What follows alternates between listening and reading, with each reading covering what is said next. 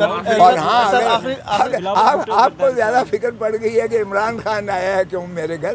دیکھیں عمران خان کا آنا میں سمجھتا ہوں سبھی کو یہ رواداری کی جو ہے یہ دینا چاہیے کہ ہم ایک دوسرے کی غمی خوشی میں بالکل شریک ہونا چاہیے. سیاست اپنی جگہ پر ان کے آنے سے کیا میرے کوئی متزلزل ہونے کا کسی کو شائبہ ہو سکتا ہے, کسی کو ہو سکتا ہے شائبہ. او بھائی بھٹو کا خون اور بی بی کا خون جو ہے عوام اور قوم کے لیے اور ملک کے لیے انہوں نے دی. میں نہیں چاہتا کہ عمران خان بھی اسی طرح شہید کیا جائے جس طرح ان کو شہید کیا گیا ہے. یہ امیر ہو یا غریب ہو اس میں کوئی تفویض اور تمیز نہیں کی جا سکتی ہے. اچھا سر آپ بتائیے گا, خان صاحب کی جو ہے وہ آپ سے ملاقات ہوئی, خان صاحب آپ کے گھر بھی ہے اور آپ نے جو ہے خبریں سامنے آ رہی ہیں کہ آپ ان کی قانونی ٹیم کا بھی حصہ بن گئے ہیں. کیا اب ہم سمجھے کہ آپ نے پیپلز پارٹی چھوڑ دی؟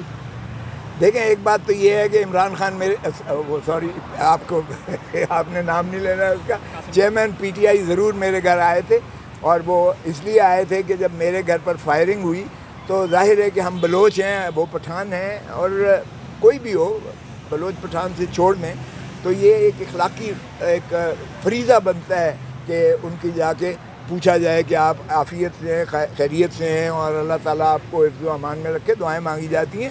تو وہ اس سلسلے میں آئے تھے. ہمارے سوشل ریلیشن شپ تو ختم نہیں ہو جاتے ہیں, لیکن انہوں نے جب یہ اس کے بعد مجھ سے استدعا کی کہ میرے خلاف ایک جھوٹا مقدمہ جو ہے کوئٹہ میں درج کیا جا رہا ہے, رزاق شر صاحب ہیں ایک, ان کو جو ہے شہید کیا گیا وہاں, جو ان کا اپنا ذاتی ایک خانوادہ تھا, میں نے نہ دیکھا تھا نہ جانتا ہوں میں ان کو.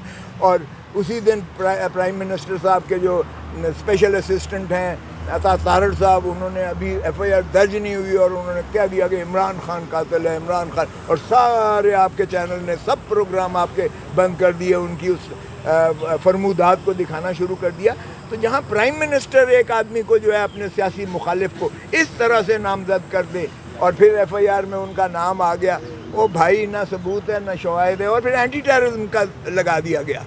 اینٹی ٹیررزم وہاں کون سا آبجیکٹ تھا ٹیررزم کرنے کا؟ دہشت گردی کا تو کوئی عنصر اس میں تھا ہی نہیں طرح سے, وہ لگا دیا گیا. اور پھر اس پر ترا یہ ہے کہ اینٹی ٹیررزم جج صاحب جو ہیں انہوں نے نہ آؤ دیکھا نہ تاؤ دیکھا, کوئی شہادت ہے بھی یا نہیں ہے, انہوں نے ناقابل ضمانت وارنٹ جاری کر دیے. تو مجھے وہی بھٹو کا جو ہے وہ نظر آ گیا کہ کیا یہ بھٹو کا پھر ریپلیکا دہرایا تو نہیں جا رہا ہے. میں چونکہ ان میں وکیل رہا ہوں, رانی شہید بے نظیر بھٹو کا بھی وکیل رہا ہوں, تو میں نے یہ چیزیں ہوتی دیکھی ہیں. ایک اور سانحے کا پاکستان متحمل نہیں ہے, ایک اور جو ہے پرائم منسٹر کو لحد میں اتارا جائے یا پھر ایک عدالتی قتل ہو, یہ اس کا متحمل نہیں ہے. تو میں نے بالکل, انہوں نے جب مجھے یہ ریکویسٹ کیا کہ میں ان کا وکیل اس کیس میں بنوں, تو میں بالکل اس کیس میں وکیل بنا ہوں. لیکن نہ میں کسی ان کی قانونی ٹیم کا حصہ ہوں, نہ میں پیپلز پارٹی کو چھوڑ رہا ہوں. میں پیپلز پارٹی ہوں, لیکن میں ایک وکیل ہوں اور پاکستان کا وکیل ہوں, پیپلز پارٹی کا وکیل نہیں ہوں, معاف کیجیے گا. تو اس لیے وکیل ہونے کے ناطے سے میں انکار کر ہی نہیں سکتا. اگر کوئی شخص مجھے کہتا ہے کہ میری قانونی جو ہے آپ معاونت کیجیے گا, تو آئین اور قانون کے تحت مجھے کوئی حق نہیں ہے کہ میں اس کی بطور وکیل کے ان کی مدد نہ کروں. سو میں نے وکالت کے فریضے منظور کیے ہیں اور سپریم کورٹ نے میں نے وہ دائر کر دی ہے کوشش. اچھا آپ نے کہا کہ آپ کے گھر پہ فائرنگ کی گئی, یہ آپ جو حق سچ بولتے ہیں پیپلز پارٹی میں ہونے کے باوجود بھی آپ دبنگ انداز میں ہر پارٹی کے لیے سچ بولتے ہیں, ہمیشہ آپ نے سچ بولا, جس طرح پی ٹی آئی کے لیے بھی آپ نے اسٹینڈ کیا. تو کیا فائرنگ اس دباؤ کے لیے کی گئی, کیا سمجھتے ہیں آپ؟ یہ مجھ سے بہتر اس کا جواب آپ نے خود دے دیا ہے. اچھا سر, دیکھیں یہ جو پھول جھڑیاں ہیں میرے گھر پہ برسائی گئی ہیں, یہ ہم اس کے پہلے بہت پرانے واقف ہیں. جب بھٹو سے شہید کیا گیا تھا تو ساروں کو انہوں نے جو ہے تہس نہس کر دیا تھا. جب ہم نے تحریک چلائی بحالی عدلیہ کی, تو سب سے پہلا خون آپ کو دیکھا ہوگا آپ نے, میرا مال کی سڑکوں پر جو ہے گرایا گیا تھا جب میں لیڈ کر رہا تھا وکلاء کی تحریک کو. تو اس کے بعد مجھے پابا سلاسل بھی ہونا پڑا اسی کی پاداش میں. تو ہم تو یہ جب بھی مارشل لاء آیا ہے ہم ڈنڈے کھاتے آئے ہیں, اور یہ پھول جڑیاں ہمارے اوپر برستی رہی ہیں. ظاہر ہے میری کوئی ذاتی دشمنی تو نہیں تھی, سو آپ سمجھ جائیں کہ کس نے کرایا اور کیوں. یہ گلو بٹوں کی حکومت ہے.